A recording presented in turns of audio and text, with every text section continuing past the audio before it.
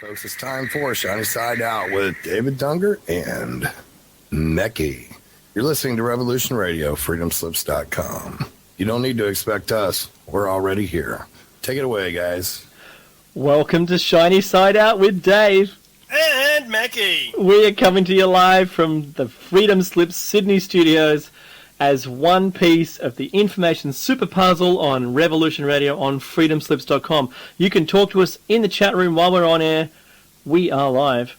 Follow us on Twitter, Facebook, and YouTube to get updates between shows, and check out shinysideout.net for our show archives, show notes, and links we paste into the chat during the show. Get one of these apps for your smart device. That's a phone or a tablet. If you don't have one, get one. Revolution Radio app, TalkStream Live app, or TuneIn.com app. You can also purchase a Grace Tabletop Radio. And Hawk, let me know if you have any other deals with anyone else. Or, what we prefer you do is go to Freedom Slips, that's www.freedomslips.com, and jump into the chat. The number to call in if you're in the USA is 347-688-2902, or if you have Skype, just add Freedom Screen. How you doing, Mecky? Good, buddy. How are you? Good. What show is this? Show number 71? 71. Awesome. Yes. We're only 29 shy of 100. How about them apples, mate? Oh, we had to party. Like it's 1999. Party. Well, look, my promise, a pledge. Actually, when would the show 100 be? Do you know the month, roughly? No, I'll get back to you. I'll get back to you offline. Yeah. Because I was going to say, absolutely. Because I was going to say, I would pledge that we do this at least that one together in one room. But I don't know if I will be in the country, so I don't know if I can pledge. But we will bring you that show in the. We have to do it in the near future, guys. Dave and I are probably maybe 100 kilometers apart. Is that about right? Pretty much, yeah.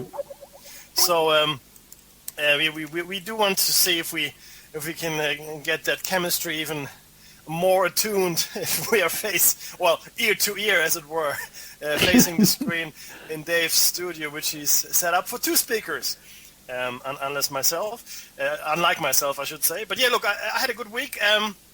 It is show number 71, guys. Thank you for listening. Thank you for your positive comments for last week's show. Oh boy, yes. Which was probably the most.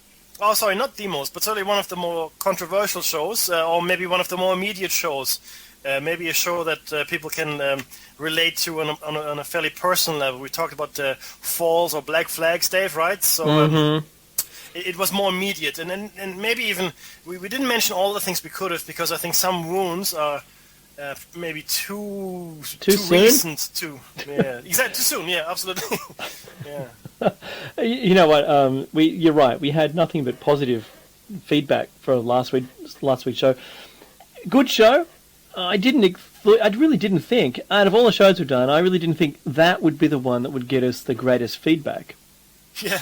To me, that was just pointing out the obvious. In fact, it wasn't just pointing out the obvious. It's all historically shown to be real. These are real events that happen, and all we did was just read them out to you. But guess what? When you put them all into a nutshell and you get these people looking around outside of their own world, they see the same things going on. And I think that's what it was. It hit home to everyone. And, that connects people to what we're talking about, Mickey, yeah? Absolutely. And again, this is maybe something that hasn't been done well in school, guys, in any country, which is a critical look at history and the things that have happened, and bringing this to you guys on a very immediate footing, something that touches your lives, was probably an eye-popper for some people, I can only imagine. But we're just not doing very well. And when I say critical, I don't mean negative. Critical, if you go back to the ancient Greek root word, critical just means considering all sides, not making up your mind out of hand, but rather considering an issue, weighing up the different opinions and pieces of evidence, and then coming up with an opinion. So that's critical. Critical these days is usually used in a negative connotation, which is incorrect. Critical really just means that having weighed up all of the options and come up with the one thing that satisfies your sense of evidentiary approach the most. And that's what we're trying to do for you here. And we do not do that in school anymore. We don't teach people to do that. We tell people a whole bunch of stuff happened. We give them a few dates. And the deeper underlying, ramifications, motivations, and consequences are left out. I mean, if I ask you why did World War II happen? Because Hitler invaded Poland. Well, no, that's not true. No, that's not actually true. You're right. Well, that has to go. In fact, you can trace World War II immediately back into the late 19th century, when you had the naval might of Germany encroaching upon the naval might of Great Britain. And then the secret pacts, and then certainly it was a direct result of World War I, which in turn triggered the economic crisis in the 1920s, and so on and so forth. It's a mesh. These are not things that just happen. They're all connected, guys. And something that I think our schools have very hard tried to do is to disconnect this web of events, of people, of motivations. Everything is connected and everything can be traced back. And that's what Dave and I try to show you guys. Yeah, absolutely. My modern history teacher, and I've said this before, my modern history teacher was a lovely lady. Sadly, I believe that she probably passed away. Now. It's been such a long time and she was near retirement. But she asked everyone what was, and this is no offense to anyone, what was Hitler thinking when he invaded, Poland? And it's, what? What was he thinking? Well, to give you an honest answer, we'd actually have to probably talk to the fellow. Yeah. Yeah, because everything else is just hearsay. The history book's hearsay, and it's from our perspective. We learned quite quickly, even in high school, that Japan's view of the war was completely different to the American view and the British view and the Australian view. Also, all the other wars were different from our perspective down here. So, to ask the question, really, it begs a conversation, and that's never going to happen unless we went to South America, apparently, where he's living quite happily. I kid. There's a whole different show on that, Operation High Jump and so forth. So, you're not that far off, mate. I was probably the South Pole, really, to be honest. Yeah. Yeah. So, oh boy, it's been a full week of news, I'll tell you. You know what? You've dug up, and this is all Dave, by the way. Thank you. No, it's true. He's dug up some awesome news stories, and I really want you to. My favorite one, though, right? So which one's that? That's the head transplant. I know. I love that. This is actually uncanny. I have to tell you. This is. Could an Italian scientist pave the way for human head transplants? Sergio Cannavaro says he has improved on a procedure that has been unsuccessful in animal experiments. Okay, so that's the headline, right? So what did he improve and what did he improve it on? He says that leads you to believe he didn't do it on animals because it didn't work in animals, so I've made it work. What? That's incredible, dude. Yeah. So see, the thing is this. Everybody's obsessed with immortality, this and that. And as you get older, your organs fail. It just happens. It's a function of age and the built-in kill switch that Dave and I discussed in previous shows. Mm-hmm. So all of us have a built-in kill switch, where the DNA is copied incorrectly on and on. We also spoke about how you can probably prevent that. But let's say you don't have to. Switch out the organs, and maybe you don't have access to monatomic gold and all that. You just get a new body. All you have to make sure is that your brain doesn't age. And again, maybe monatomic gold can help you there. But imagine that every 100, 150 years, you just sew your head onto a new body, which has been cloned for you in some kind of vat.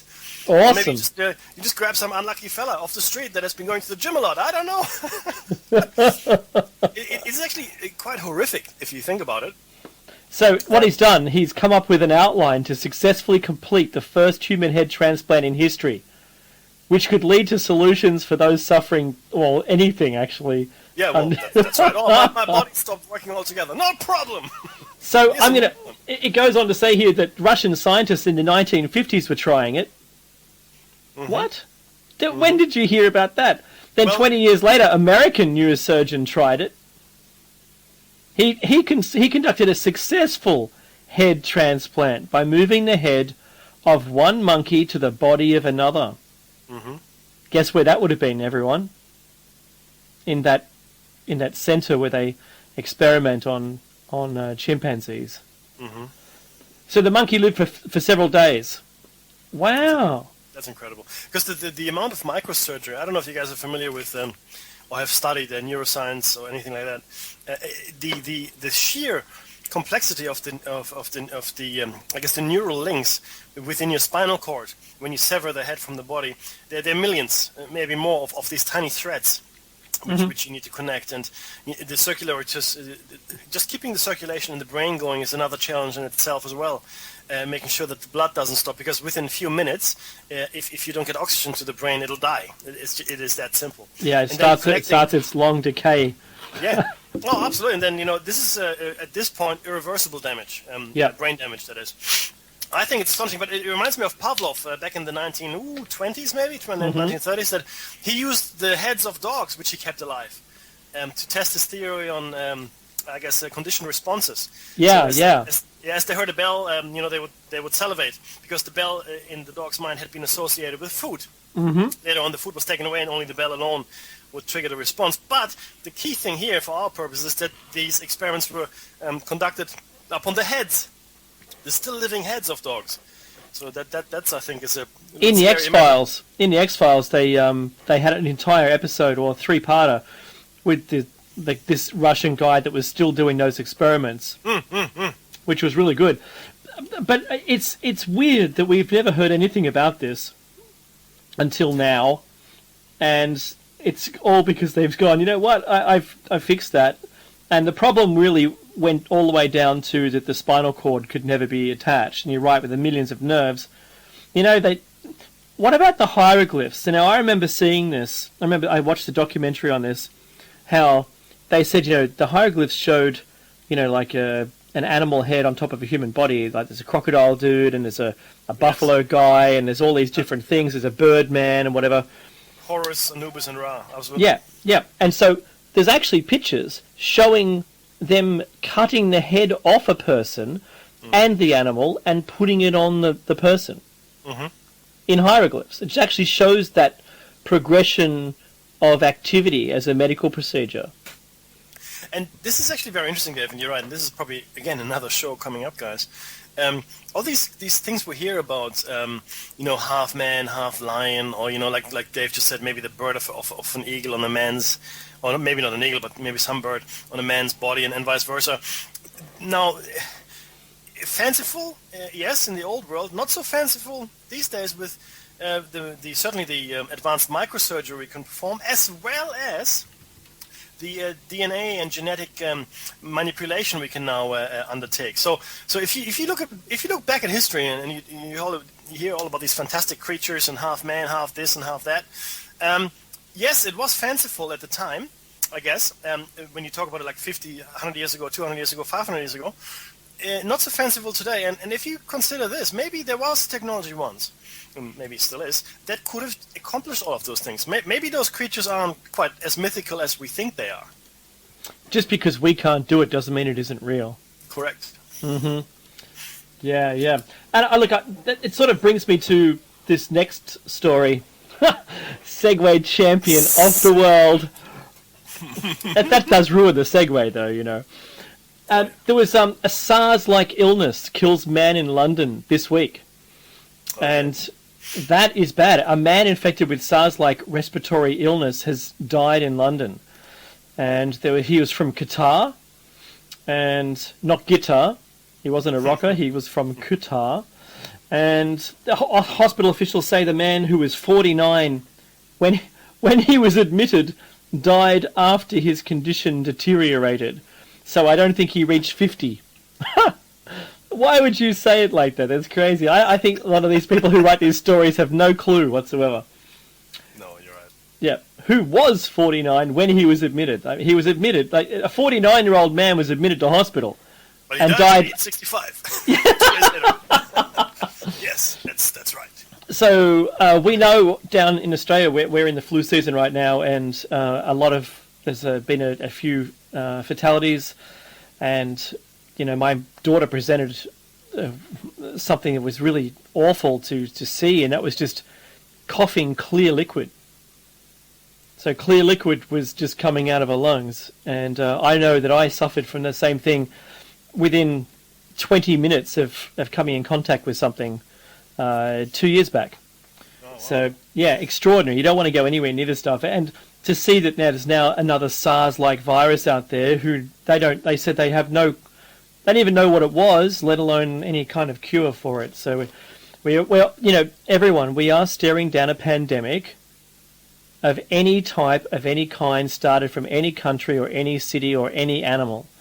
It's just, we just needs to find the compatible host. It needs to be able to propagate and still stay alive long enough to germinate again, and not be detectable within its gestation period. Yeah, incubation. But you're right. This is the problem we're facing today, guys, and we've spoken about this as well before. It is the advent of diseases, any bacteriological or biological or any other kind for that matter, that can no longer be cured. We no longer have the tools, antibiotics and so forth, that can combat these diseases. So new diseases appear, and they may very well be resistant to all antibiotics that we have out there because we've overprescribed them. Old diseases are making a comeback. Tuberculosis is now a massive threat. Tuberculosis used to be called the wasting disease, or Schwindsucht in German, literally meaning the disease that makes you disappear. And certainly it was true because people would just waste away. And for the longest time we thought we had beaten it, but now in Papua New Guinea there's a strain which is drug resistant, which simply means it can't be cured. It's not possible. Once you get it, you will die, and fairly swiftly, in fact. And this is just on the doorstep of Australia. In fact, you can swim across from Papua New Guinea to Australia if you manage to avoid the the crocodiles. And the sharks. And the sharks. And the irukandji, and the box-felt jellyfish. Yes. And the sea snakes. Right. So it's not that far away, and once it hits Australia, potentially, with our air travel these days, this tuberculosis can spread fairly swiftly. And the scary thing is, it is an airborne disease. People are all airborne. They'll cough at you. It is in the blood. The blood is expelled through the mouth from the lungs. It's infected. It's atomized. It is, in fact, atomized, weaponized, right? So that's scary, and that's a real thing. That's not scaremongering. That's happening today. There are other diseases that you might have heard of, like golden staph, which are harmless enough in themselves, or meningitis, but you will find that people talk about flesh-eating bacteria. Well, that's exactly what that is. You go to hospital, have a minor infection, maybe even no infection at all, but you get an infection in hospital, and all of a sudden you find that the doctors can only stop it by cutting off parts of your body. And people have lost limbs and other major organs to these kinds of bacteria. So we are now living in a world that is not well equipped to handle disease anymore, and having another one appear, as Davis pointed out, is not really boding very well for us. I mean, these new diseases, where do they come from? Do they just magically appear out of thin air? Is that what happens here? Well, I'm going to put it forward that if you have a dispersed population with little interaction between each other, someone could contract the mutated version of some virus from a friend who they never see, and it could just stay within them and they could die without it being transmitted any further. If you were writing a computer virus, it's no different. You need a host, you need a transmission method, and you need an incubation period in which it won't be detected by your antivirus program. That's your body's immune system. If you can get something quick enough so it can't be detected, and it has a great transmission success rate, then you've got something terrible on your hands. And I was part of a risk management group that looked at pandemics for our organization. I worked for a health organization, and it was one of it has the highest numbers of death in the world, including wars. Including wars. Yeah. So you have to really look at this stuff and understand that these are killers, and just waiting to happen. I've got another story here. This one's a little lighter. Which one? I'll do the heavier one. I'll get lighter and lighter. Okay, so we know that magnetic pole shift is happening. Even NASA admits it. There's a constant moving of the magnetic pole. It was still for a long time, and then it suddenly started moving. And around about the 1900s, it started moving, but only a couple of miles every 10 years. And now it's moved 160 miles in 6 months. Now, just on that, guys, we've experienced pole movements throughout. We're talking about the magnetic pole here, guys. Magnetic pole, yeah. Not the actual North Pole, like physically moving around. Because that would make the North Star start to go in a circle. Yeah, and that doesn't happen. No. But what you need to understand is that this happened in the history, not in the fairly recent history, in fact, of the planet, geologically speaking. So these pole movements are quite common, and not so much the massive ones like Dave is describing, or the fast ones, in fact. The next step, though, would be a pole reversal, which would be catastrophic. So if the Earth were to switch as north and south pole polarities, as it were, and that would have catastrophic impact on all of us. In fact, potentially extinction level events, freezing of previously moderate time zones and so forth. Now, what also happens is if you have a quick reversal of the pole, or with a very small intermediate period. I've just pasted a link in the chat room for everyone, and this is something. It's something interesting because you get an EMF across the entire planet. Mm-hmm. Can you just quickly explain what that means, my friend? Okay, an electromagnetic pulse. We know that anything... you're probably all familiar with a PC having... Hang on a second. Can't take it. A PC having a metal case around the outside. I'm hitting hang up, my goodness me. They're coming for you, baby. I know what I'm doing. I'm doing a battery pull. Haha, that'll do it. So all PCs were made and legislated that they had to be made out of a metal case. The only reason for that is to protect the insides from an EMP or an electromagnetic pulse. That's really weird. We've sort of come and gone. World War III sort of didn't happen the way we thought it was going to, and yet you don't have a PC that's made of plastic. I made one in a wooden case a long time ago, which I thought was awesome. But any piece of wire, any piece of metal, during a large magnetic flux around the outside or a change in magnetic field, will induce a current in that metal. So, what was it, 1920 or something, or 17 or something, please correct me in the chat room, there was one, or it was 1870 or something, we had telegraph lines, and the telegraph wires arced between each other.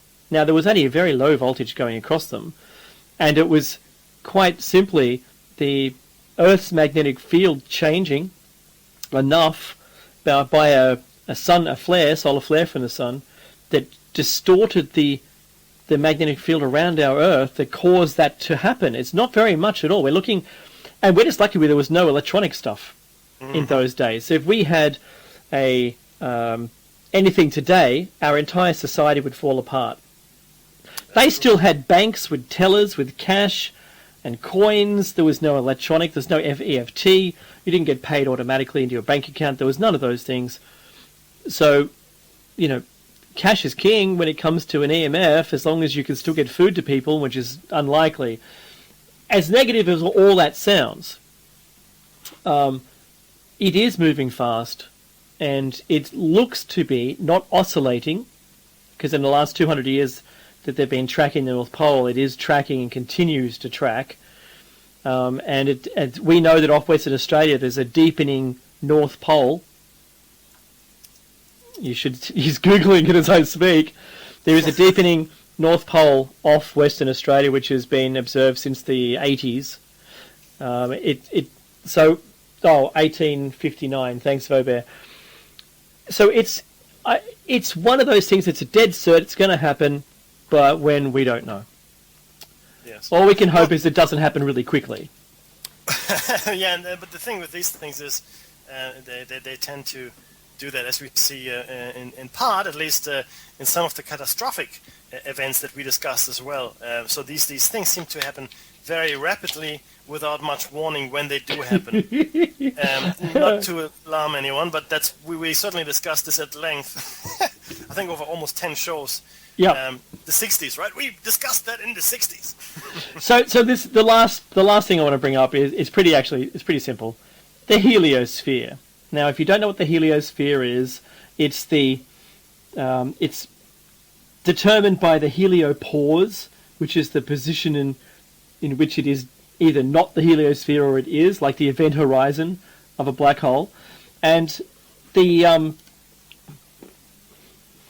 solar wind blows out and keeps the material in our in the galaxy from coming towards our sun.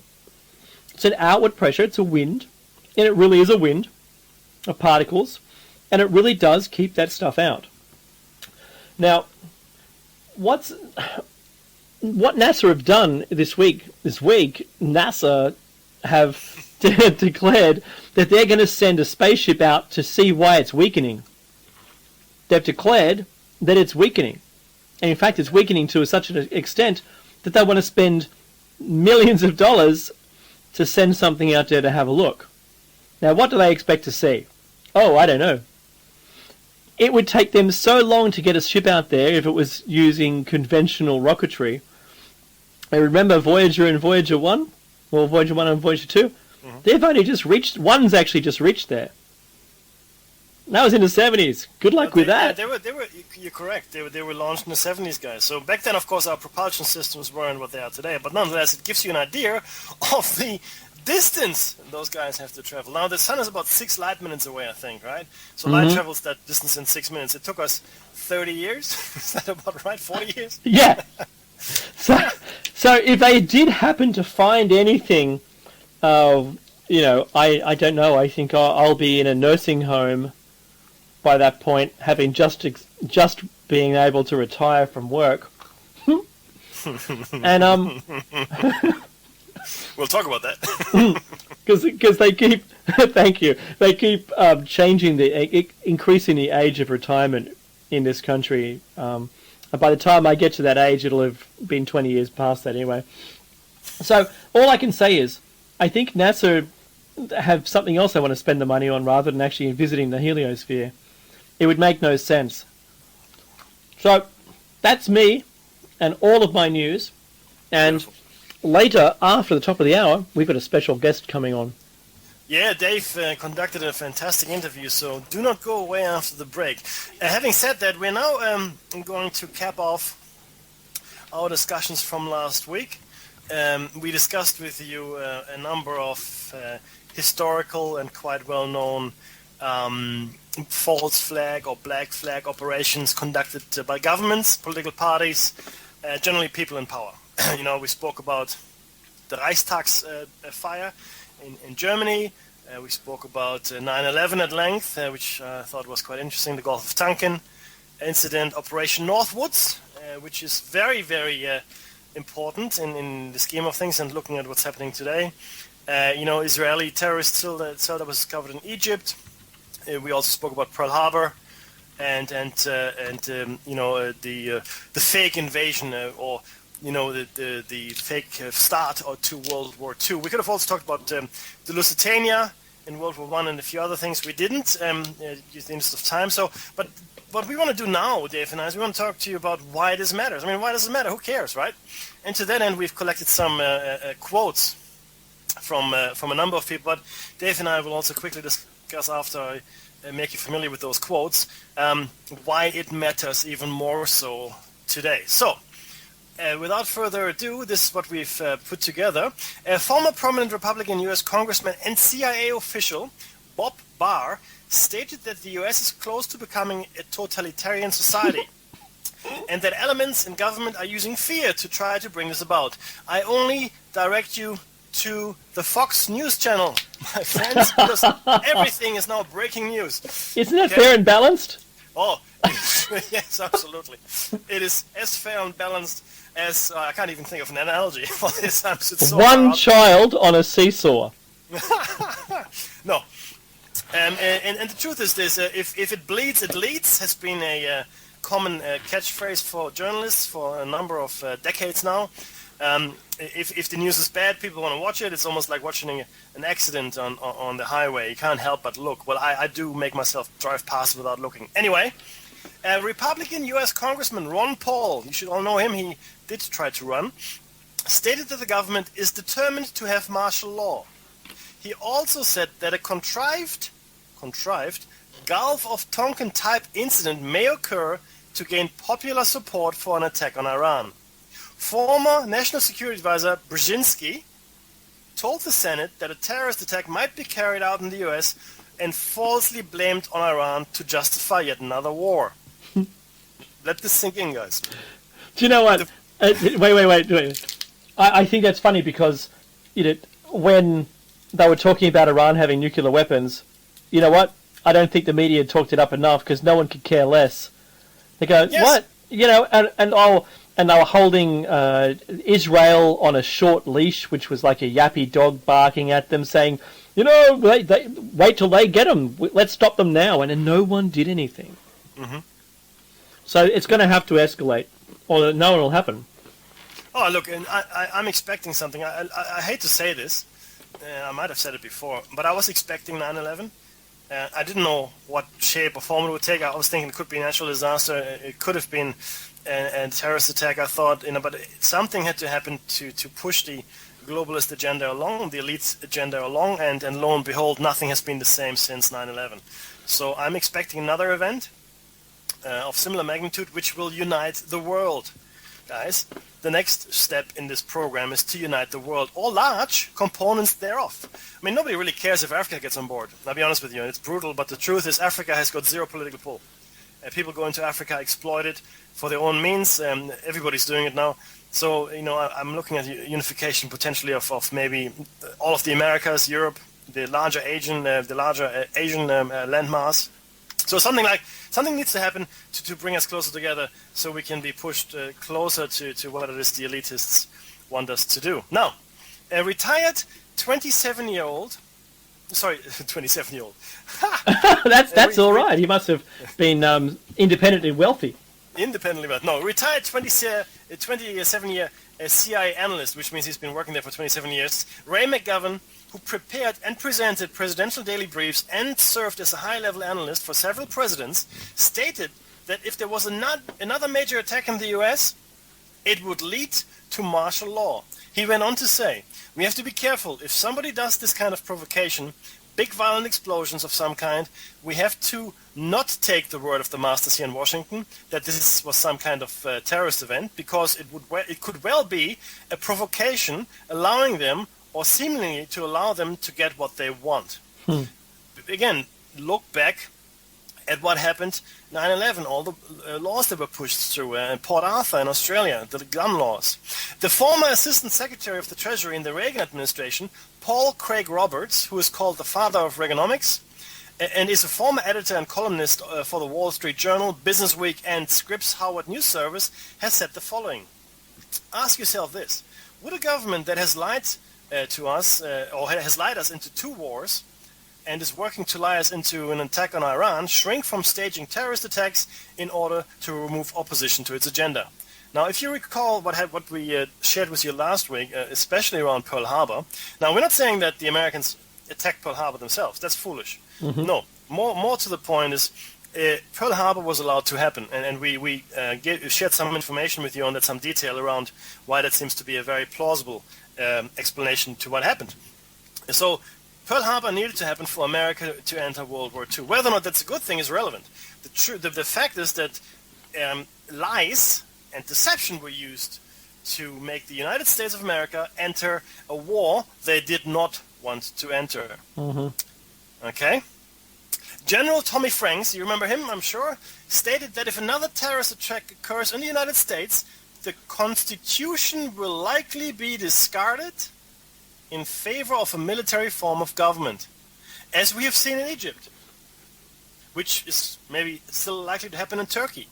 Mm-hmm. You know, and again, not something you would necessarily associate with the United States of America, but the president is there. This is not an unusual state of affairs in the world. It is unusual for America, but it is not unusual for the world. Former UN weapons inspector Scott Ritter stated that before the Iraq war started, there were no weapons of mass destruction.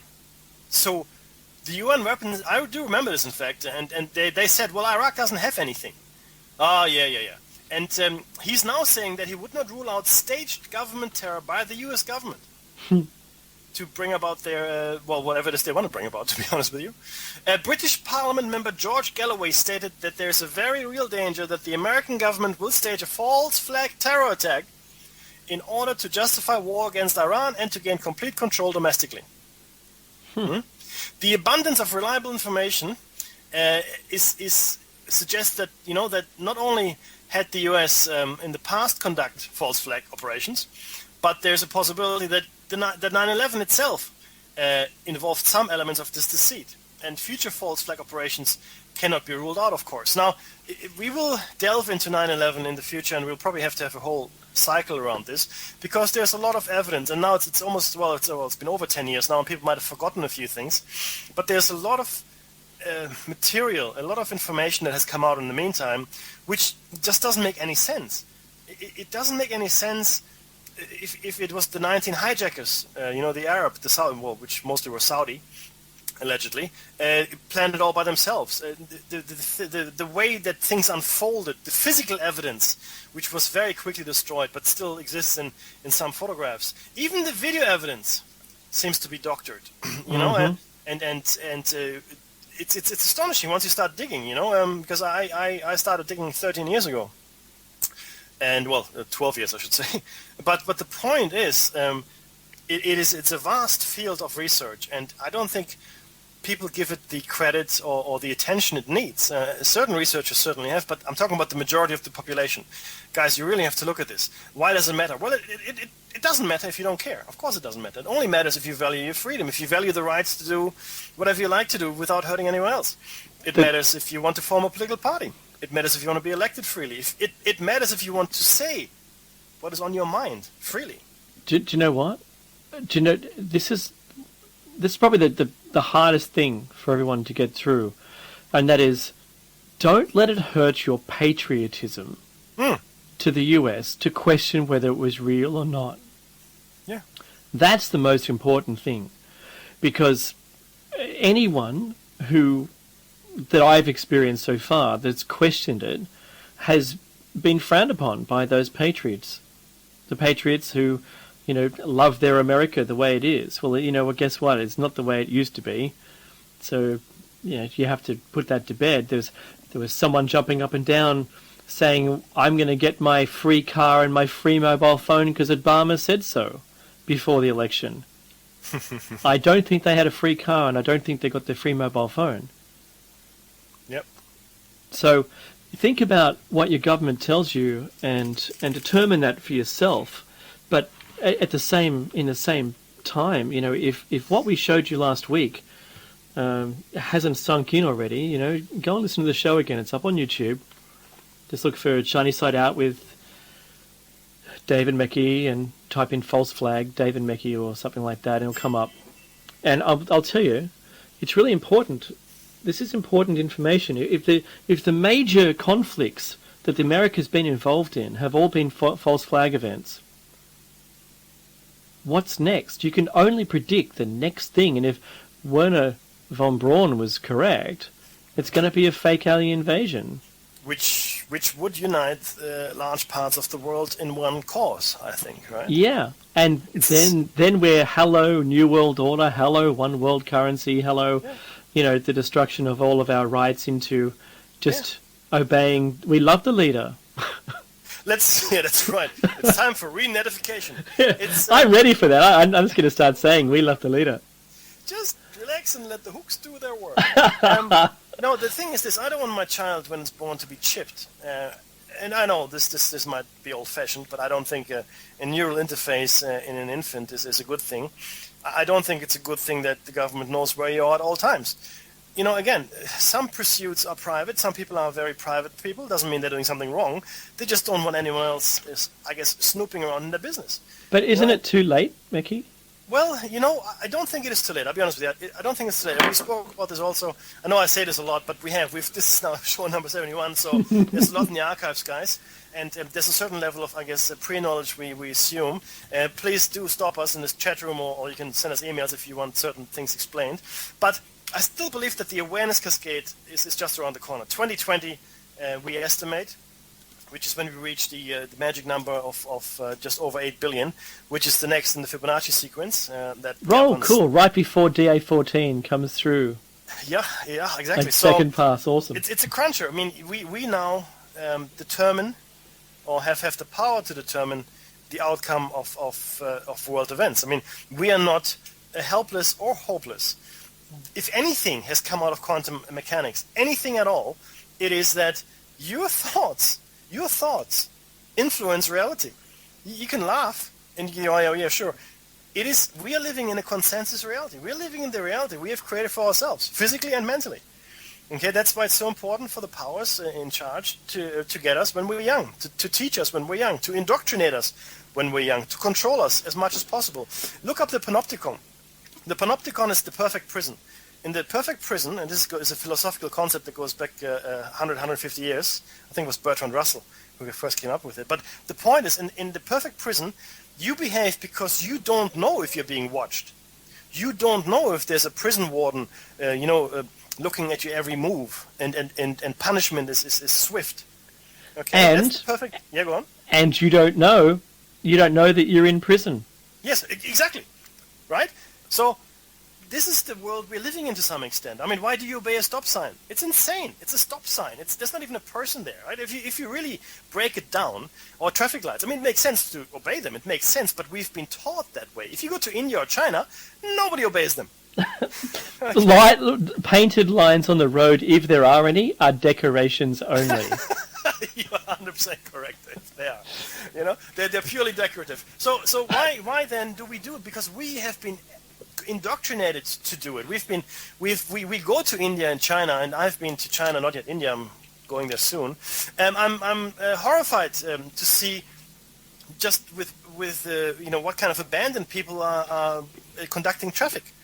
People walking, slowly, in cars racing, but it seems to work. It's organized chaos. So the point I'm trying to make is this: systems do work. Humans will always make systems work, and especially when they know what to expect. We have just been taught to expect the other things, the more controlled things, right? We are meant to be controlled as much as possible. That's the panopticon. Do look it up. It's fascinating reading when you come across the definition, okay? So where are we going with this? We're going, well, we must make up our own mind. Of course you don't want to cause trouble because we've got, societies established and, you still follow the rules. That's all good. Ask yourself, though, what rules are useful? Which rules shouldn't I follow? Should there be any rules that maybe I should question and suggest change? That's what the government is for. Guess what? The government is there to update the laws by which we live, to update, to reflect the world we live in. That's the idea behind government, to be able to update certain sets of parameters that have been set in the past, and make them future-proof in a way. Because you can't live by the same rigid set of rules because they become irrelevant. Do you know what? Yeah, that's absolutely true. And remember that the public consensus makes the current law. For instance, let's take our mind back 30 years. I'm sure our demographic is able to do that. And they're not swimming around in their father's testicles. The bikini being an outrage when it was turned into a macrame, or macrame if you're in America, bikini, and the outrage of that, when they started getting smaller, the outrage once again, it was originally banned and outlawed But we said, well, actually, that's pretty silly. Why? So it was overthrown. In Australia, it's become acceptable to use the F word, which we're not allowed to use on American broadcast radio. The F word, it sort of rhymes with fire truck, is not able to be used on American television unless it's a cable channel. However, we're allowed to use it in the street. You're allowed to use it. It's in the dictionary. I'm not going to say the C-bomb, but certainly the F word is allowed to be said, especially on our TV, after a certain time at night. You know it's an acronym, right?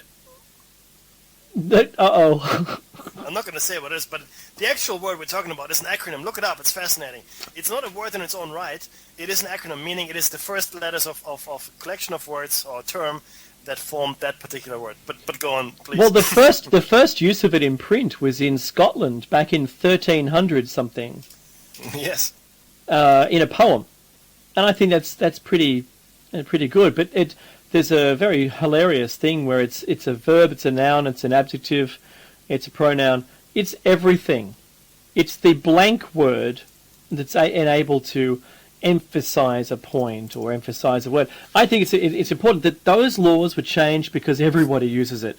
Children in the schoolyard say the word, and so who are you protecting? Just the elderly from it? I think that's an important thing. Remember, we make the laws. The government sign them, but we make them. And that's the complete reversal that we've seen in recent times. The government is making all these things that we never voted for. I dead set. I hate soapboxing this stuff with you guys. You know why? Because you already know it. You live it. Yeah, but, I'll be honest with you, that's why I'm doing this show. Like we've said this before. Dave and I used to go to parties, and then we would, say all these things we're saying on the air now to a vastly larger audience, to a small dinner party of, 5, 10, whatever, 12 people. And it became clear to me that we were the entertainment for the evening. It's like, I don't know, like you're watching like a Cobra, or you're watching, it's crazy. Okay, I will tell you why. We've just had a question from the chat room from Gerber. And please explain in layman terms why all citizens are monitored. Well, essentially, all citizens are monitored to, I guess, be able to predict their behavior. Right now, there are various different layers as to why people need to be monitored in the mind of the elite. And one of them is commercial. Predictive behavior leads to predictive spending patterns, so you can make money off that. But more importantly,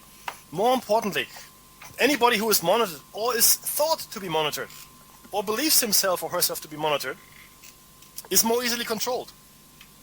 I don't know if you ever experienced this yourself. If someone is looking over your shoulder and you know it, you act differently than if you would otherwise and naturally.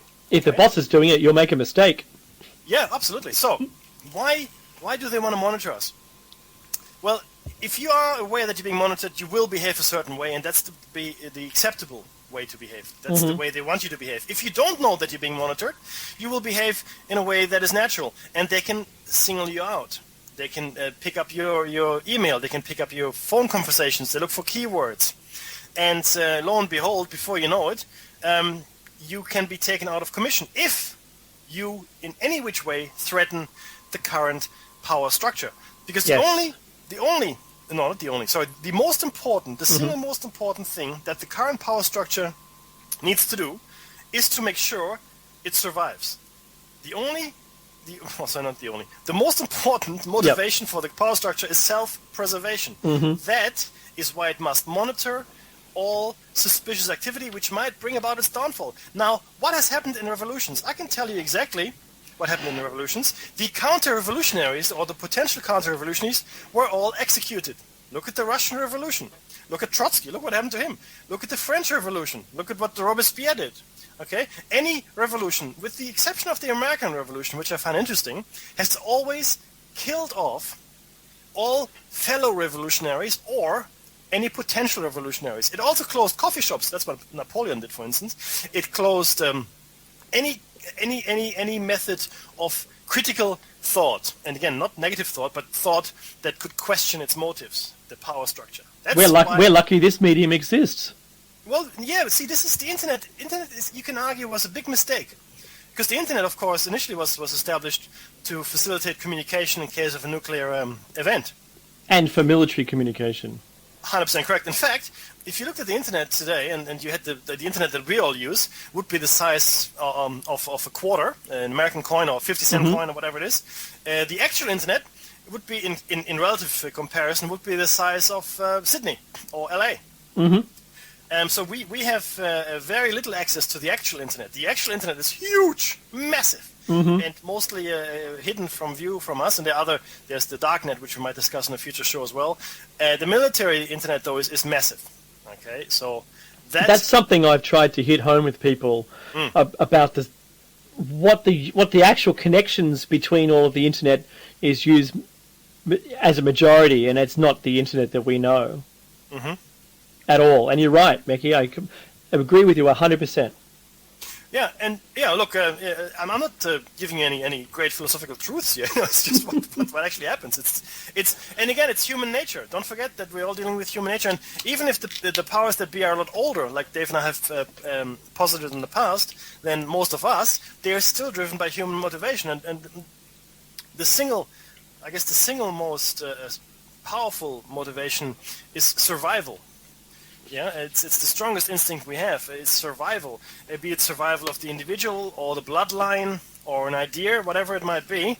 And as I said, the powers that are there now, they will do whatever it takes to make sure they stay in power. And we've discussed how this could be, in fact, pitied almost, because they have cut themselves off, I believe, from the evolutionary path we should all be on. In fact, this might very well be a prison, and they're just the privileged prisoners. That keep us here and dumb to make and these catastrophic events come by every 10, 15,000 years that wipe our civilizations out because they want to retain the status quo. They want to keep us from reaching a consciousness, that we deserve. The consciousness cascade that Dave and I talk about, the awareness cascade, the step up to the next level, where you leave the physical behind potentially. I don't know, right? Where your minds will actually catch up with their potential. Where things make sense, because things don't make sense. Quantum physics and I guess Newtonian physics and relativity never mix. They don't make any sense if you look at them together. So, but maybe a mind that has evolved or ascended can make sense of it. And this is what we're being kept out of. That's what's being kept from us. And again, we discussed this in the show that brought it all together. This might be now some 20 or 30 shows ago. But so you have a power structure that is obsessed with control. And is obsessed with fear, because they have figured out that two things are required for total control. Two things. One is fear. That's pretty clear. The second is ignorance. Okay? And this could be willful ignorance or ignorance that is brought about by design, such as undereducating or miseducating people, which is what they do. They certainly do that. People are being miseducated. The Germans found this out when they were beaten by Napoleon back in the 19th century. Right? Everybody thinks Germans got a great war machine. Well, they didn't then. And you know why? Because they spent too much time teaching philosophy in German schools. So they stopped that. And the Prussians came up with a fantastic army which did beat Napoleon and so forth, and became quite the pride of Europe, I guess, at the time. Not that, I don't know if you should be proud of an army or not, but the point is they changed the educational system. Because if you think too much for yourself, that's no good. That's why you don't find any old soldiers joining the army. It's only young soldiers joining the army, because young people are brash and foolish and can be sent into enemy fire without a second thought. If you have an old guy, like a 40-year-old like myself, and I'm put in the army and I've had all my life to think about stuff, I wouldn't run into enemy fire. I go, no, that's a bad idea. Go turn it up, man. You don't do it. Right? It's a bad idea. But a young guy, especially a young male, will go, yeah, I'll do that. That's a great idea. I'll run into the barbed wire, no problem.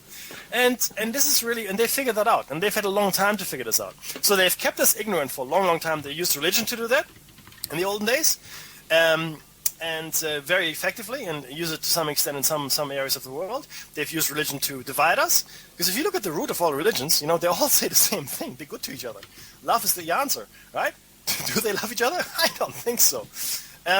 So they've used the religion very effectively. Unfortunately, they've done the same thing with science. Science was meant to be a new thing, like explore the unknown. The alchemists did it, the astrologists did it.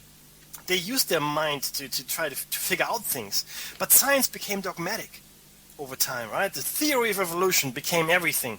And if you're against it, that's a bad thing. Now they talk about punctuated equilibrium, meaning, there was evolution in huge jumps. Fair enough. I don't really care. It doesn't really matter in the end if we're living in a prison. Okay, because all of this is an illusion anyway. The holographic universe, blah, blah, blah. So none of this matters. These things are only put into place to keep us ignorant. And they give us red herrings. What's a red herring? A red herring is something that you can follow, which has no meaning whatsoever. It's a false lead. It's a false trail of thought. So there will always be people like Dave and I, and you listeners, of course, and the other hosts on Revolution Radio, which, by the way, is listener supported. So please donate. And the thing is that we will always need something to occupy our minds. We will never be happy. There's a splinter in our minds, as it were, as was put really nicely by Morpheus in the movie Matrix.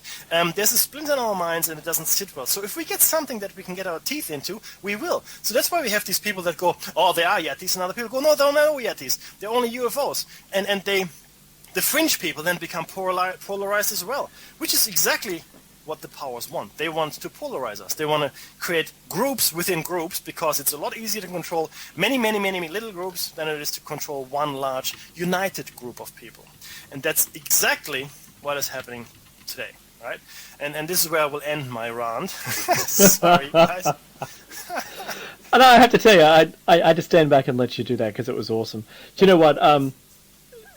Monkey7862 says in the chat room, I ain't ignorant and I ain't scared. Well, that's actually more true of our listeners on Revolution Radio as a whole than the people who have that little golden triangle, little thing where they go to work, the shops, and home again. Those people are the ones. Stay tuned till after the break. We have a special guest, Brien Foerster. Awesome. Beautiful.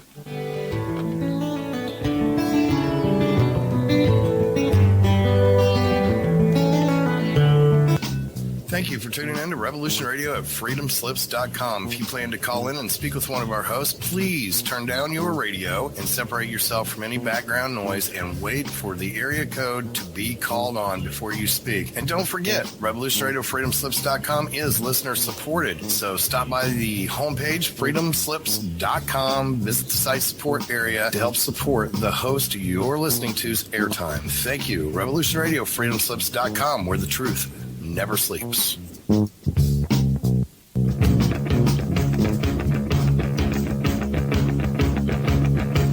Revolution Radio.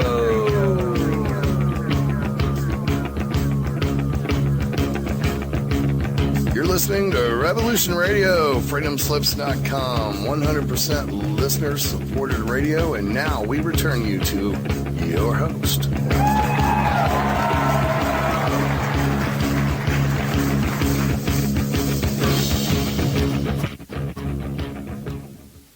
You're back with Dave and Mackey's Shiny Side Out on freedomslips.com. You're listening to show number 71. This is listener-funded radio, guys, and if you like what you hear, please go to freedomslips.com and push the donate button. Your donation is greatly appreciated and does help to run this station. Not just us, but all the other great hosts on this particular station. Now, we are halfway through show number 71, talking about false flags and so forth, but now we have a very special guest interview for you guys, right, Dave? Yeah, we sure do. It won't be a guessing game today. I'll just read the things straight in. We've got Brien Foerster. He was raised on the west coast of Canada, where he developed a fascination early on of the native people, their art and oral traditions. This led to his becoming a professional sculptor after graduating with honours, BSc degree from the University of Victoria.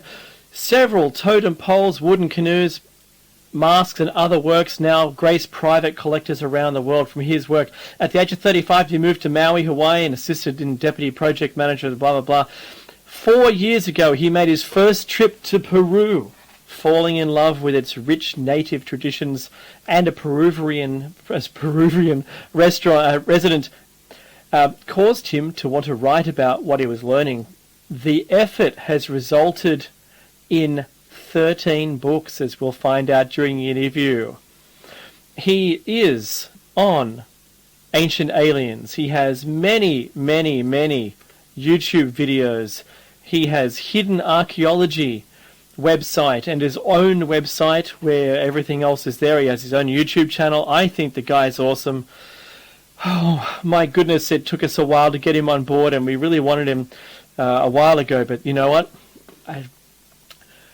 Here he is. So, we've got Brien on the line. Hey, Brien, how are you? Great. How about you? I'm doing really well. It's a pleasure to have you on the show tonight. Thank you so much for coming on. Oh, it's absolutely my pleasure. Thank you. Hey, whereabouts are you in the world? I am in Cuzco, Peru, the capital city of the Inca civilization. Oh, no way. Oh, I have to say I'm jealous. I wish I was there. You've got a lot of books under your belt. My goodness me, the bio's huge. Well, I have 12 so far, and I'm just about to start one about the Nazca lines of Peru as well, so that'll make number 13. Lucky 13. Always lucky 13. I asked this of all my guests, and that is, what led you to where you are now? Did you start in a different career path and do a 90-degree turn, or have you always been interested in it, in what you do? Oh, sorry. Yeah, no, very much so. I did the conventional thing of going to university and getting a degree in biology, but my interest from childhood has always been ancient cultures and indigenous cultures, and so I honestly got bored with having a conventional life and always being an explorer at heart. I started traveling when I was 16, and I've been to more than 70 countries, but in the last 10 or so years, I've just decided to actually live in places and focus my energy on, on the enigmatic aspects of different parts of the world. So being in Peru, I mean, you've got first-hand knowledge. If there's no wonder you've been writing so much, you've got first-hand knowledge of what I like to call, and I think this is, I'm getting the term from you, but it's a pre-Inca stonemasonry. Well, definitely. The whole thing is, and that happened on my first trip here 8 years ago. I had a guide, and a native guide, and he would tell me, well, this was Inca, this was built by the Inca, everything was built by the Inca. But coming from a background also of house construction and sculpture and things, I noticed that some of the buildings were far superior to others. And knowing that in the archaeological record, the only tools that the Inca had were bronze chisels and stone hammers, there's no way they could have accomplished some of this incredible stonework where you can't fit a human hair in between some of the stones in many places. That's amazing. I've been watching one of your videos, and this is for everyone out there as well. I will paste this into the chat during the show, and it'll also be in the show notes. And this is from your own YouTube channel. Clear evidence of great builders before the Inca, and I've been watching this video, and I think some of that stonework it's unlike, it almost looks like it's been poured. It's so exact. Yeah, that's the very strange thing, because I was recently in Egypt in April, and I was able to go into the Great Pyramid and look at some of the obvious examples of ancient machining technology that existed. They had high-speed drills and massive saws and things. But here in Peru, it's more obscure, because you do have these walls made up of stone blocks, and each block is of a different shape and size. And, it almost looks like cubes of butter were stuck together, because you do find the surface seems to have been smoothed almost with some kind of tool, as if the stone had either been poured, or as if these ancient people had the capability of molding stone or temporarily altering the makeup of matter, which, as strange as that sound, it seems to be what we're looking at. Do you know what? Our show's called Shiny Side Out, and nothing at all is strange. When I look at the stone, you're right. It seems like it was like putty or something. I find that the masonry of that, because I've always done the same thing. I've looked at stonework from all around the world, but only in our own centuries. And I think, well, if you're going to make a block wall, you're going to make everything consistent, everything the same shape and size. So it doesn't matter where that stone you just made goes. It can go anywhere, except for these stones look like they're custom made for the exact spot they sit. Well, that's exactly the point. And the thing is, the great thing about the tours that I do, which usually, will have either stonemasons and or engineers and or geologists on board, is they look at this stuff and they can't figure out, A, how it was done, but B, why they bothered to do it. Because why would you build a massive wall where every stone is of a different shape and size? It's to the Western mind, it's completely illogical, and just way too difficult to bother with. That's the point, isn't it? Really, that I think we've, unless they did it some other way that was easier than it seems apparent. That's the only way it could be done, if it was easier. I think so. And the thing is that what we have to do is we can't look at it, at this stuff from our perspective and our history and background, because at least, the Western mind tends to be linear. And so when we think of machines or tools being able to do something, then, we have in our tool chest, and have had for a long time, things like saws and drills and that kind of thing. But these people seem to have been employing technology whereby they were able to shape the stone possibly with vibrational or sonic technology, which we don't honestly have. Mm-hmm. And these are our best guesses too, aren't they? Yes. Mm-hmm. Do you know what? This is the other thing that gets me. In some places, like Peru, especially, it's true that it looks like the Incas just built on top of or inherited existing stonework. Well, actually, and that's exactly the point, and that's what people really should start thinking about. It's not only in Peru, but it's also in Bolivia, and it's definitely in Egypt. I mean, that's what we saw. It was so obvious that things like the Sphinx and the whole Giza complex, like the Great Pyramids, etc., were inherited by the famous culture that supposedly made them. Mm-hmm. And in the city of Cuzco, where I'm living, I can literally walk less than a block away, and I'll see example of that after example. The finest workmanship is at the lowest level. And that's where also you find the megalithic, like the big stonework. Mm-hmm. And then above that, then you can see where the Inca did their work, because you can see the logic of how they used bronze chisels and stone hammers. And then above that, you see the Spanish work. But it's blatant. The problem is most of the tour guides here don't know that. And so therefore they just give the basic story of the Inca built everything and, weren't they amazing? But when you ask them how could they have possibly done this precision work, most of them obviously have not done stonework, so they just will say, I think we have to move on to another site now, because they're actually embarrassed with the fact that they can't explain it. Absolutely. And we're talking about, altars and, for the best part, I have to say doorway, but there's no door, and it doesn't go anywhere. Seats, and there's drilling, and I've seen steps, and there's, perfect joints. if I was a stonemason and I made any of this stuff, I'd be completely proud of myself. But we're talking about completely flat surfaces too, yeah?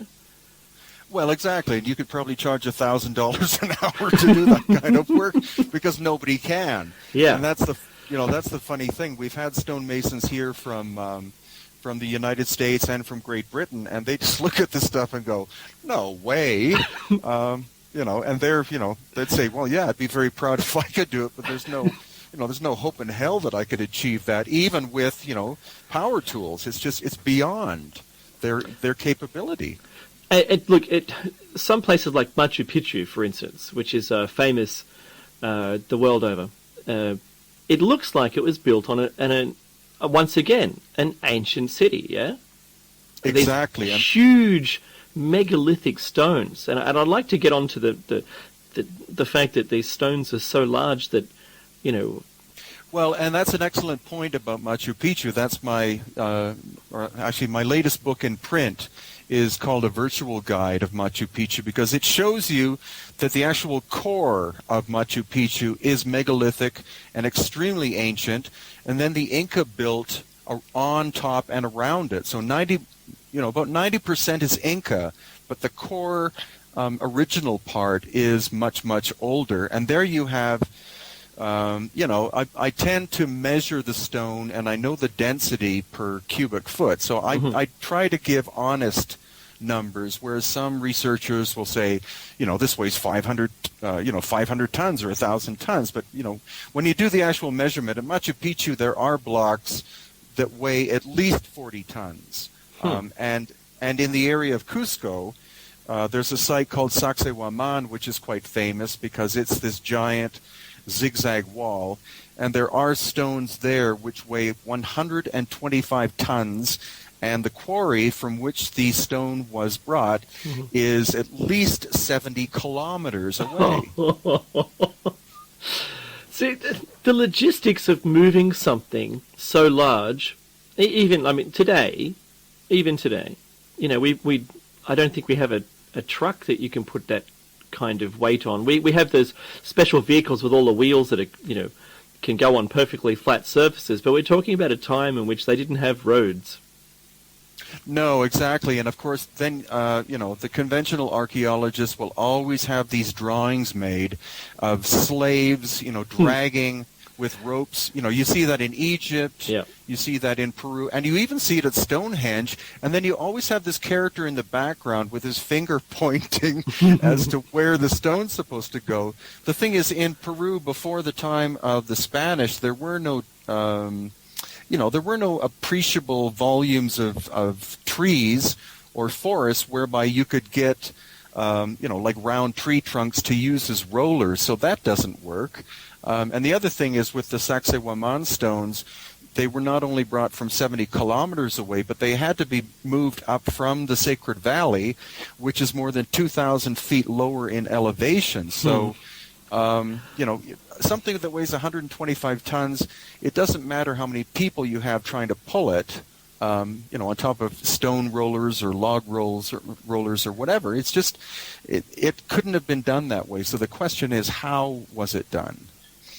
Yeah, and when. That's the big bit that I'd like to get to it during this, because we've both Meki and I, he's my co-host on Shiny Side Out, we did a show really early on last year about megaliths and the Baalbek stones.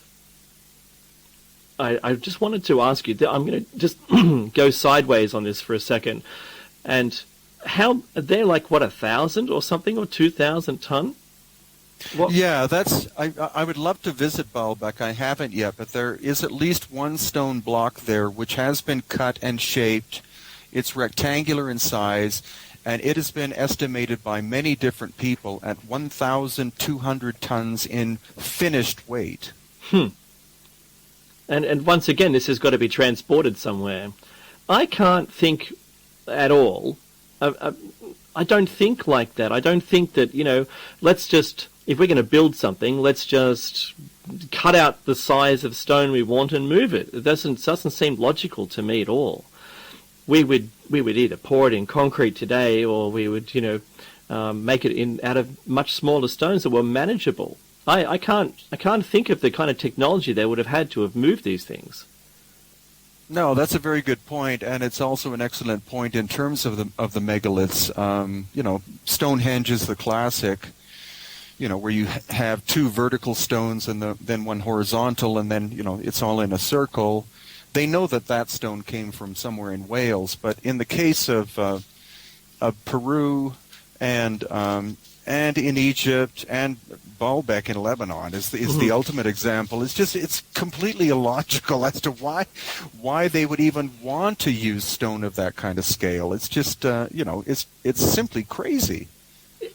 Absolutely. I can only imagine if it was at all possible, if we've lost the technology, if in fact it were humans that did this, and in fact if we used to be able to think like this and do this, then what happened? And we've talked about there being these great cataclysms and recorded floods all around the planet, and all different kinds of things, like it rained fire and water at the same time. Did you see anything like that? Definitely. I think there's more and more evidence that's being gathered, and it's becoming one central story in terms of time frame and in terms of what happened. And that's approximately 12,000 years ago. There was an event that happened. Dr. Robert Schoch believes that there was a plasma outburst from our sun, which scorched certain parts of the Earth and caused the poles to rapidly melt. It could have taken less than 3 years for the Ice Age to have ended and for the global oceans to have risen by 350 feet. And there's another researcher who is a physicist, and he's a genius. His name is Paul Laviolette, and he believes that every 12 to 13,000 years there's an ejection of energy from galactic center, from our Milky Way galaxy, and that energy comes from the core, which is not a black hole, but supposedly either a pulsar or a quasar. And so that energy moves across the galactic plane, and what happened, about 12,000 years ago is that the energy went through the sun and probably, again, caused like a plasma ejection, a very high energy, which again struck the Earth and did the same thing. And so what we're theorizing is that prior to that, there was what is called the Golden Age, and that's where humanity and or someone else was very highly evolved, had knowledge that we don't have but are trying to reestablish, and that these stone monuments that you find, especially in Peru, Egypt, Bolivia, and in other places, are all that's left, because this event would have been so traumatic, it would have altered the axis of the Earth, and it would have wiped out the vast majority of humanity, not only like killing them, but literally scorching them to the point where even bones would have turned into vapor and gas. So that's why we can't find, much in terms of the human evidence. The technology you're talking about, and the knowledge that could be lost, that I think that's a completely plausible way of describing it. The technology, or the mindset, or the technology that would have been into making Puma Punku H blocks, being able to make a stone wall out of maybe a third less the mass and having them interlocking, that's extraordinary. But then it looks like they've been completely just devastated by something. And it could be that. It could be whatever happened. But around the world, those stonemasons that were building these things at the time look to have just had a whistle blown and it's down tools, guys. Yeah, something like that. Well, because it definitely looks like, like something devastating happened, and a lot of researchers, again, are looking at the same time. They're looking at more or less, 12,000 years ago. That's what some people are dating the Great Pyramids of Egypt at. Puma Punku which is in Bolivia, is the strangest place. We actually did an episode of Ancient Aliens there. I love that, by the way. Big fan. Oh, yeah. Well, I love that too, because it's that place is so strange because it's at about 13,000 feet elevation. The land there can barely support even a rural population, and yet you have these precision stone blocks whose surfaces are as flat as a glass tabletop, as in we had a great engineer, Christopher Dunn, there, who has worked in the aviation industry making very, precise components for jet engines. And so he brought some of his tools, and one was a straight edge, as in a ruler, about 1 foot long, and it is accurate in terms of flatness within 2/10,000ths of an inch. Oh. And he put that onto some of these stones at Puma Punku, and he said, this surface is as accurate as this measurement device.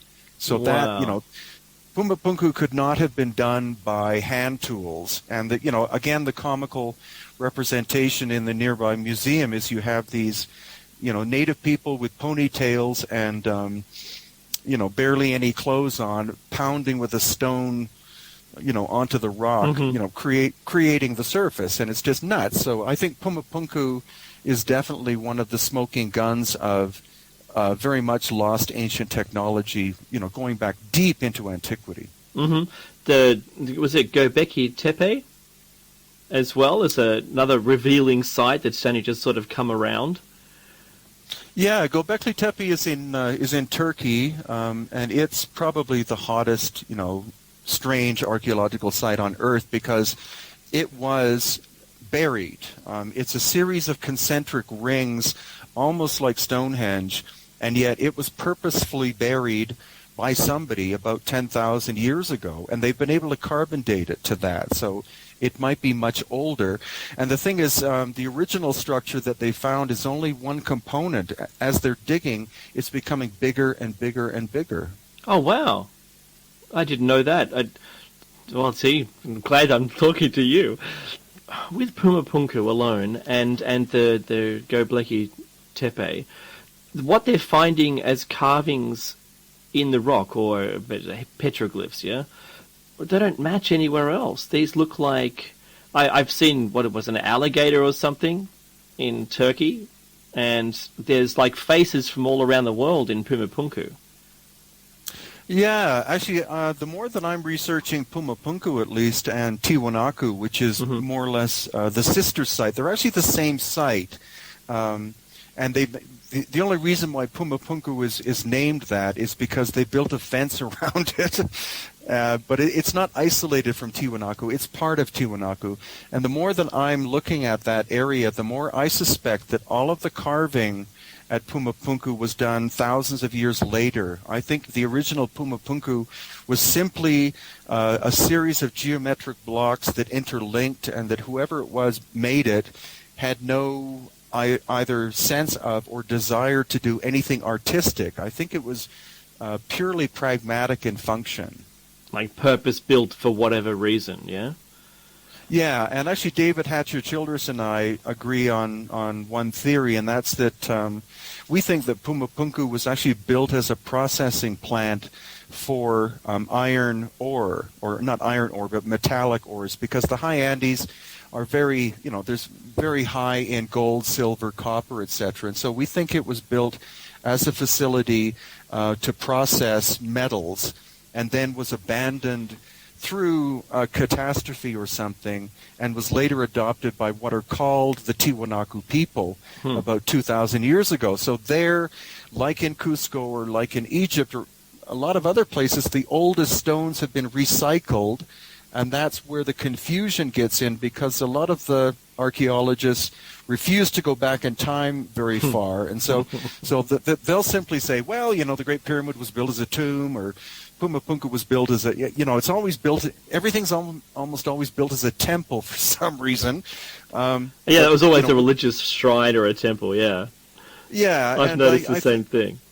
Yeah, and I think a lot of these places were built as pragmatic things, functional things, then were destroyed by natural events or by people and then were, recycled and then became, religious structures of some kind. Is it Hadrian's Wall or Adrian's Wall or something in England that people pulled apart? Same deal, and that was in modern times. Yeah, that's the wall that stretched right across England. Yeah, and people were just pulling it apart, and it got smaller and smaller and smaller because people were using the rock for their own fireplaces and whatever. Yeah, so we're seeing the same thing even today.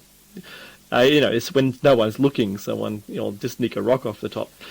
I was thinking, how far back, if we're looking, because clearly we've lost the technology, but how far back do you think does it go? We're talking about the 12,000 years ago, and we've seen submerged cities with the same kind of masonry, or those steps. The steps. They're like maybe 6-inch, 10-inch step, maybe, and large plates. I've seen in one of your videos that looks like it's around the Puma Punku site or around there. If we didn't make them, who did make them? And how far do you think that civilization may be stretched? Well, that is an excellent question, and the point is, obviously, I think we can go back 12,000 years to, what's called antediluvian times, because the great flood that's spoken about not only in the Bible, but it's spoken of by it's all over the world. All the civilizations, yeah. Oh yeah, by native people from Canada and wherever. It seems to be the same event that happened.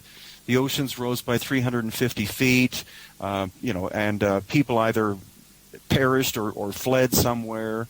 I don't honestly know how, scientifically how far back we can go, but the problem is that, again, a site like Puma Punku, you don't see any, older evolution to the point where they were able to achieve Puma Punku. It simply seems like Puma Punku was made by masters of high technology, abandoned, and then it was downhill all the way. And you see the same thing in Egypt as well. Things like the Great Pyramid, the core of it is made out of granite, which was brought from Aswan, about 500 miles away.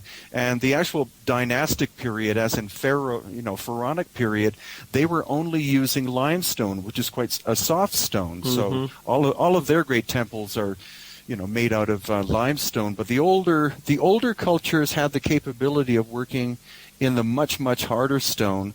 And so, of course, the question is, why were they working?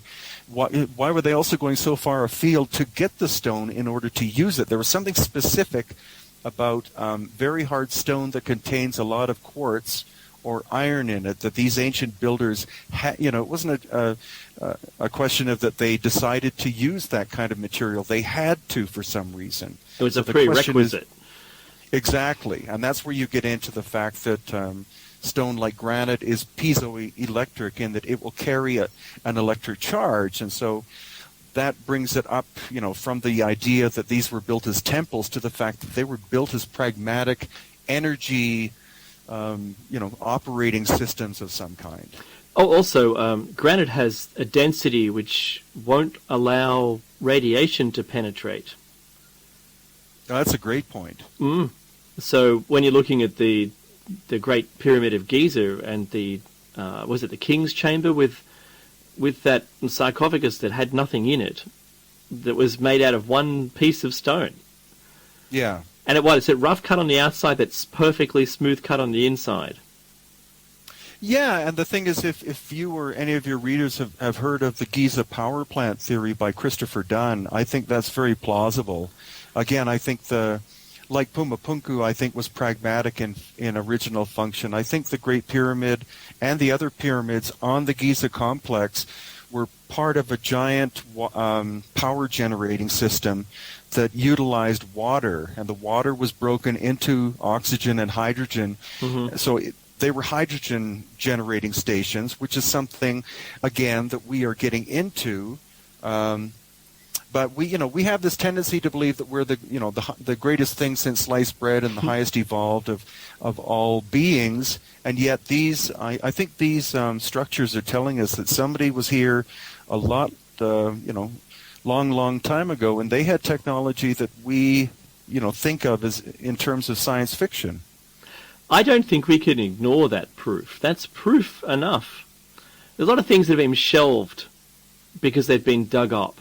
They've been dug up and been found that don't sort of match the designed history that we're taught in school. And one of these things, it has to be this. It's the elephant in the room. We've been taught the wrong information. Have you heard anything about that pyramid under the water, I think? Oh, Bimini. Yeah. Well, sorry, but I know that people have been doing sonar scans off of Cuba, and they found what are believed to be like major structures, very deep, though. The thing is, they're much deeper than the 350 feet that the oceans would have risen 12,000 years ago. But the whole area of, the so-called Bermuda Triangle area, a lot of that would have been above water 12,000 years ago, as well as some of your listeners might have heard of the Yonaguni Monument, which is off of Japan. And it's the same thing. It's I don't think it's even 100 feet underwater now, but 12,000 years ago, it would have definitely been on dry land. And it is, again, some of the scientists have said, well, it's natural.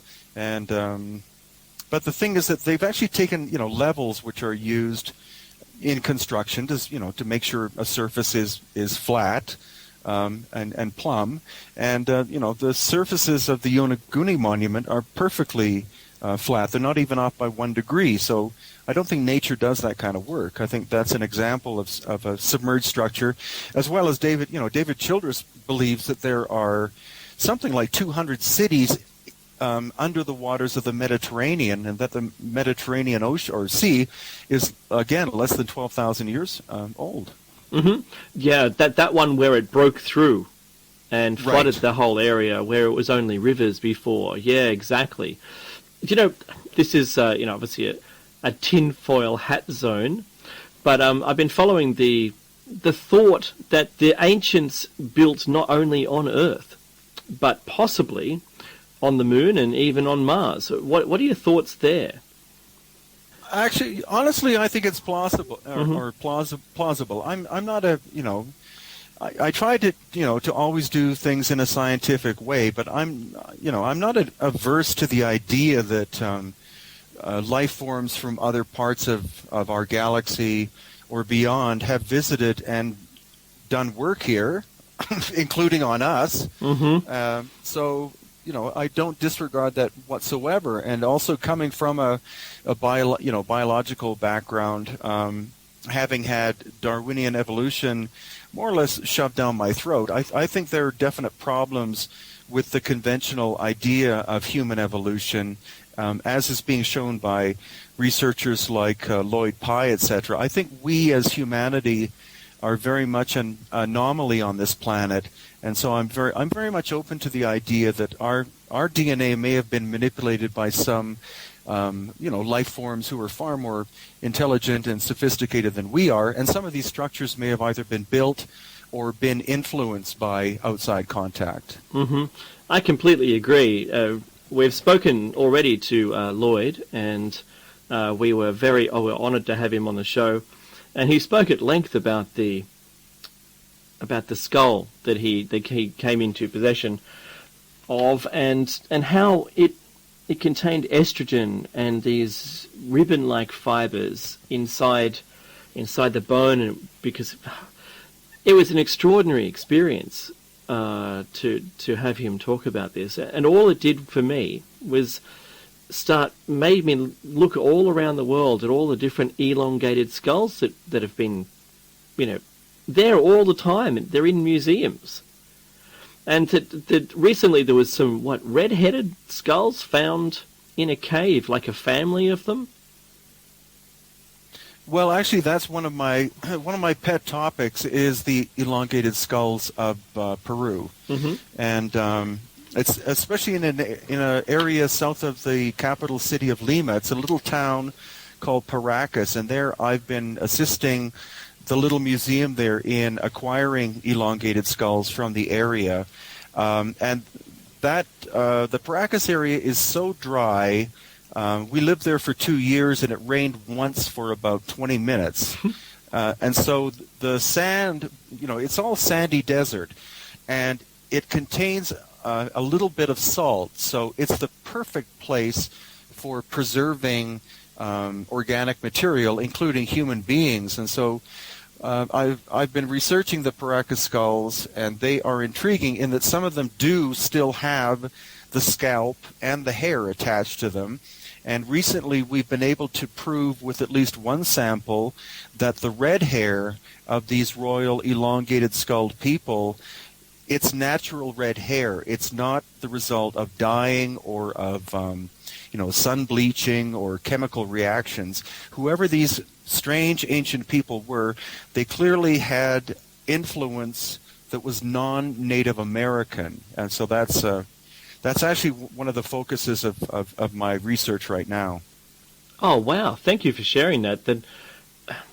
There was the Aboriginal people that lived in Tasmania apparently had very odd skulls, and they were completely wiped out. We killed them all for some reason. It became important to the people who did it. We also did that to the Tasmanian devil, the Tasmanian tiger as well. But the skulls have been found, luckily, but unfortunately not as well preserved, around the world. And it seems to me that maybe they were either part of the ancient culture or they aren't from here. Because Lloyd defended the skull he has quite sternly, that it wasn't what's it called, panel boarding or something like that? Cradle boarding. Cradle boarding, where you're young and you're strapped to a board to emulate someone with an elongated skull. And that's where we sort of left off, is that it seems like the cradle boarding was more to do with keeping people working and emulating your deity. But what do you think about that? Well, actually, David Childress and I wrote a book called The Enigma of Cranial Deformation, published about a year and a half ago, and we looked at the global phenomenon. It occurred in Siberia, in ancient Iraq are the oldest. They go back at least about 8,000 years. But also in Africa, in Europe, in Melanesia, in the Pacific, Central America, South America, Southeast Asia. And so we wrote that book, to look at the global phenomenon. The interesting thing about, again, the coast of Peru is that we've actually been finding examples of skulls that appear to have not been either, that they weren't deformed by any artificial cultural means. These people seem to have been born that way. Mm-hmm. And again, that's where the Paracas people come into play, because they had elongated skulls and this reddish hair, and genetically they're not related to anybody else in Peru. So the question is, where did they come from?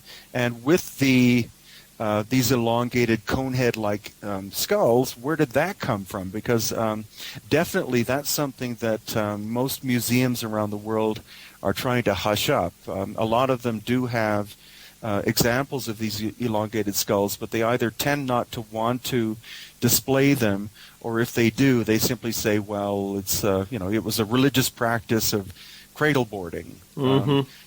But that's not the end of the story. I think definitely, I honestly think the Paracas are an example of the last of some kind of human or humanoid being that lived on the earth, and I think the Paracas were the last of them. And it's again, it's fascinating to find the ones that appear natural, because I've also shown these to a number of medical personnel, as in doctors and nurses and even dentists, and they just look at them and go, some of these characteristics can't be there. And they can't explain them in terms of disease. It's not a result of water on the brain or hydrocephaly or any kind of disease. It literally appears like these people were born with cone heads. But we're not talking just a regular sized skull either. I'm looking at a photo right now of you holding what looks like an enormous cone head. Like, is the mandible of the jaw the same size as a modern human? No, it's much larger. And the other major characteristics are the eye sockets are much bigger. And we have 4 major plates that make up our skull, as well as a bunch of smaller ones. But we have what's called the frontal plate, which is where your forehead is. And then behind that, we have 2 parietal plates.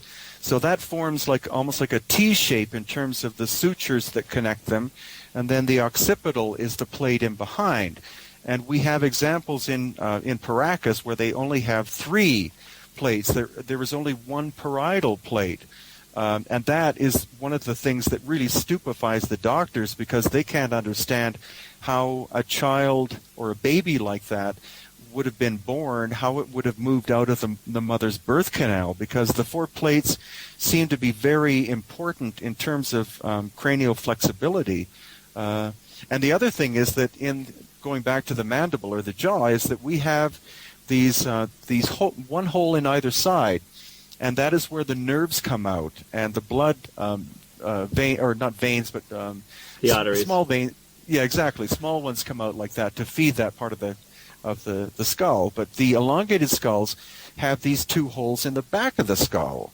And again, doctors look at that and say they don't understand why they're, obviously the reason why they were there is that the skull is larger, and so nature produced that in order to give blood flow and nerve flow in the back of the skull. But the doctors say that's very anomalous and shouldn't be there. But in every elongated skull, you find these 2 little holes in the back of it.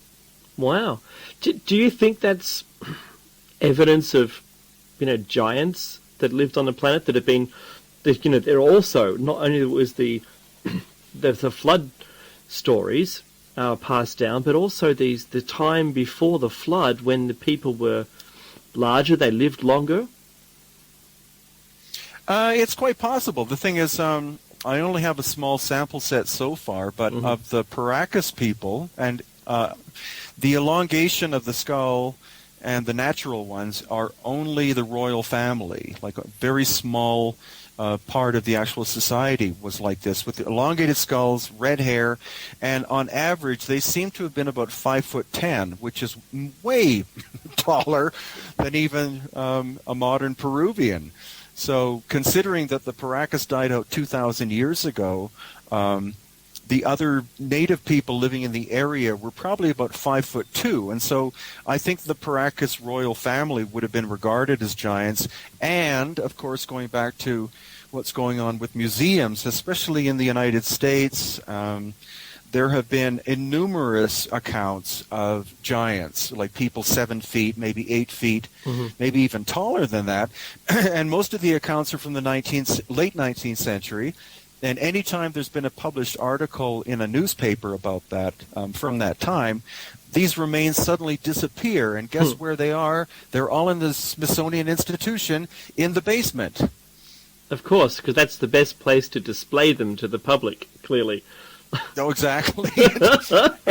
and to make sure that people can get access. I mean, again, that's where Steven Spielberg really had, he was giving us a message with Raiders of the Lost Ark when the Ark of the Covenant is found, and then it's given to the Smithsonian, and the Smithsonian puts it in a box and puts it in a warehouse where nobody can find it. There are so many artifacts missing from us because they don't fit either the Darwinian paradigm or the conventional story that civilization arose 6,000 years ago. Somebody doesn't want us to know, but the thing is, so many researchers like myself are doing this work that they can't cover it up anymore. It's becoming painfully obvious.